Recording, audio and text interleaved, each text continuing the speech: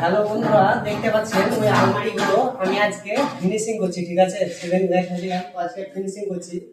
পাতা ধরে থাকতে হয়, মানুষকে অনেকক্ষণ ধরে থাকতে হবে, কিন্তু আপনাদেরকে একটা আমি টেকনিক দেখাবো। ঠিক আছে, কিরকম লাগে আপনারা বলবেন। ঠিক আছে, না হলে কেউ সোজা কি একই মাপ করতে পারবে না। ঠিক আছে, আর মানুষ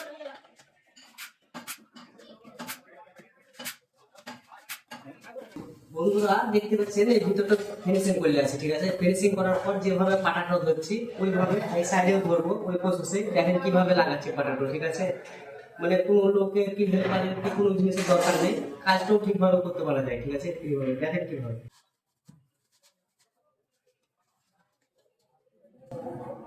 তো দেখতে পেয়েছেন, এবার আরামসে আমি ঠিকভাবে মশলা মেরি আবার ফিনিশিং করতে পারবো। কেন কি এইভাবে ধরে নিলাম, একটা লোক লাগতো। ঠিক আছে, তো এই প্রসেসে এই কাজটা করতেই হবে। ওইভাবে যদি না করে, আমি আপনাদেরকে দেখাবো ভিতরটা একবার, যদি ওইভাবে না করে তো কোনোদিন ঠিক করতে পারবে না কেউ। ঠিক আছে, মেজারমেন্ট একই, ফিনিশিং কেউ দিতে পারবে না। তো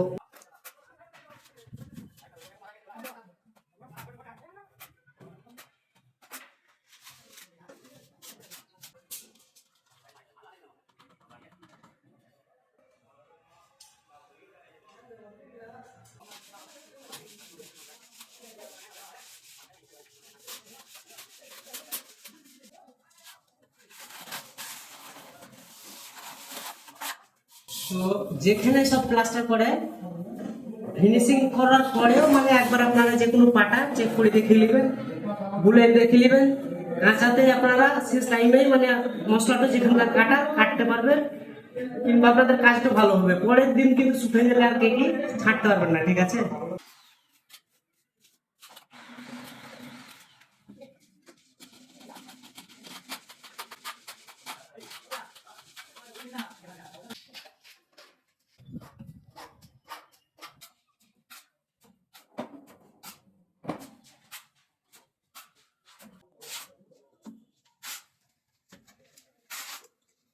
তো বন্ধুরা যাই হোক, এরকম পাটাটাও ধরাই ধাপ আছে। ঠিক আছে, পরস্পর একই সাথে মেরে নেবো। ঠিক আছে, তো মাপটা একই হবে কিংবা সঠিক হবে। ঠিক আছে,